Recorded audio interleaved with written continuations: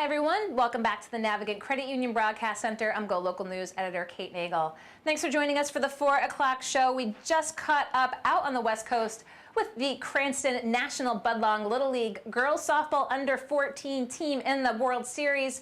Now we're going to go inside the Beltway. Jennifer Lawless down in D.C.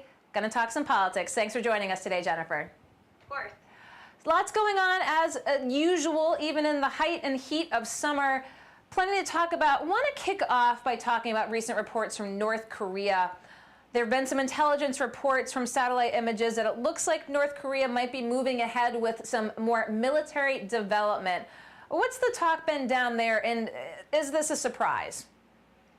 It's not a surprise because right after Donald Trump met with Kim Jong-un, there were suggestions that this was what was going to happen and that nothing was really going to come of the meeting. No concrete steps had been agreed upon. And so, I mean, I think the big issue now is that this is consistent with coming off of meeting with Vladimir Putin, another international relations failure. And so back to back, this suggests that Donald Trump, who pegged himself as the great negotiator, met with two of the most dictatorial heads of state there are and managed to extract not only nothing, but might have actually caused escalation on the Korean Peninsula. So, you know, I don't think this is a good day for the Trump administration, although the information itself is probably not that surprising. And so what do we expect now even to come out of the Trump administration? Again, having met with Kim Jong-un and having had these discussions, do we expect the president to, you know, either get more information as to what these images are leading to? You know, how does this impact U.S.-North Korean relations now? Well, I think it certainly is going to entail a lot of additional intelligence gathering and surveillance because it's too dangerous to make assumptions if we're not 100% sure what we're actually seeing there. But it does probably bode poorly for any additional talks that Kim Jong-un might have been interested in. It also politically is a feather in the Democrats' cap, and actually several Republicans also who did not think that meeting with the Korean leader was a good idea in the first place. And this sort of gives them credence when they make that statement again in the future. So let's stay on the topic of, if you will, developments in arms and the discussions about this 3D gun printing. Now, folks have known about this for a while.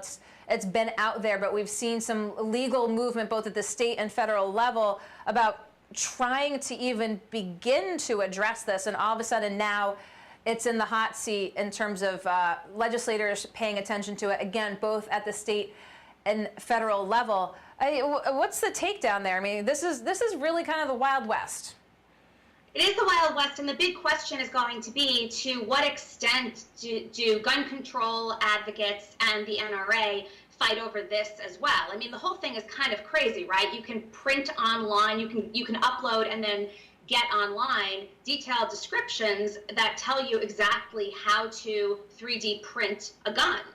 And, you know, this is something that 5 years ago, 10 years ago, 20 years ago, nobody would have possibly anticipated in the entire gun control debate. And so it just demonstrates the way that technology is a moving target, and it's moving the frontier into a completely unanticipated direction. My bet is that we're going to see the usual suspects fall down on both sides, and they'll align the way that they typically do. The thing that's a little bit scarier about this is that nothing is to stop somebody at this point from downloading those blueprints and doing God knows what with them. You know, there's a lot of discussion about other things that people can get from the internet, of course, making pipe bombs and things of that nature as well. But is this a different debate because it is guns? And you know, we talk about sort of the rudimentary nature of what they look like now, but we've seen the proliferation of technology. Is it apples to apples, or is it really apples to oranges in terms of other techniques that folks can, again, learn for purposes of inflicting harm?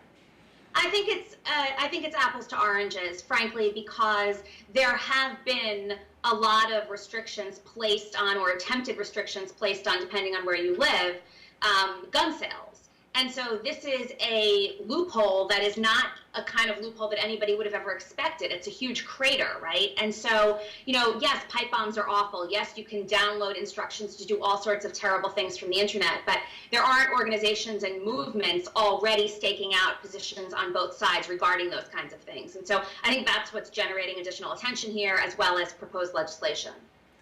And so let's talk a little bit now, perhaps, about Rudy Giuliani making some comments in the press recently. Does anyone know what Rudy's going to say?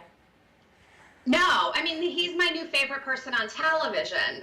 Unfortunately, it's as though I'm watching a sitcom and nothing is really supposed to be that funny. I think that Seth Meyers put it really well the other night. I was watching and he said, the only thing, it used to be that when you said something on TV, that was an automatic check that you weren't going to be able to lie about it 10 minutes later or 10 days later. And the Trump administration has no care for that, right? And so Giuliani, who even just a few weeks ago was saying that it was not a terrible thing for Michael Cohen to have his office raided and for Michael Cohen to release these tapes because there was nothing on them that was incriminating and he's a good guy and he's honorable and he'll tell the truth, has now done a complete 180 and has said that everybody knows that Michael Cohen has been a liar for his entire life. And so, this is a situation where the administration continues to double down on things that are not true, continues to completely flip its positions, and so far has not really borne the brunt of that flip-flopping. And so I don't even know what to think. I'm under ordinary circumstances, I would say that this could come back to bite the administration and Giuliani in particular. But if we've learned anything in the last year and a half, it's that these are not normal circumstances. Speaking of flip-flopping, taking very different positions, let's talk about the president's tweet about the Koch brothers. So the president now obviously thinks that they're losers in Republican politics and don't exert much influence, and I think he's sorely mistaken. We'll see what happens, but what Donald Trump has been able to do is create a brand for himself that's somewhat distinct from the Republican Party brand. The problem for him is that as we head into the midterm elections, while there are a handful of candidates in very, very conservative or Trump-like districts where an endorsement from him could help, there are also a lot of Republicans running in pretty establishment districts where support from the Koch brothers, but not Donald Trump, might actually help.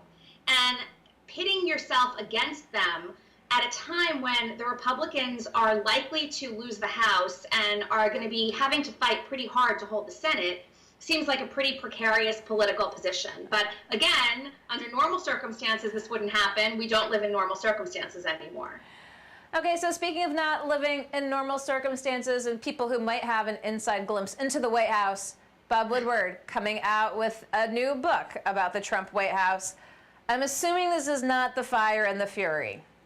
This is not Fire and Fury. This one, if I were in the White House, I would be very, very concerned about, because Bob Woodward has a reputation of being a meticulous fact checker, of being very, very responsible as a journalist and as a reporter, and of sourcing all of his information according to very traditional journalistic standards and norms. And so it's very unlikely that any bombshells that come out in that book can automatically be dismissed as not true. He doesn't have the reputation for extending the truth, and he doesn't have a reputation for being a liar. He also doesn't have a reputation for being histrionic or self-involved. So all of you just describing Michael Wolff? Right. So all of the traditional assaults and tweets and sort of criticisms that the administration tends to launch on critics are going to probably fall flat. So, I mean, I'm very interested in reading the book. I don't think that it'll be as juicy as Michael Wolff's, but it's probably a little bit more true. Do you have it in pre-order? No, not yet. I'm busy. I'm moving. Heading to UVA for a chaired position on the professor staff there. Let's just tack a little bit here to Rhode Island, Jennifer, because I do want to pick your brain. The second quarter finance reports are due today, and we've seen numbers coming out from campaigns, and we do know that Governor Gina Raimondo's campaign is on track during the four-year cycle to raise over $7 million for her effort. Will money really decide the governor's race here? Money matters because it determines the extent to which you can run a credible campaign, and it determines how much time you can spend on TV and how many mail pieces you can get out and how many volunteers you can have. That said, you don't need that much money to win the governor's race. And so, you know, at some point, I think you hit diminishing returns. And so that amount of money certainly signals front-runner status.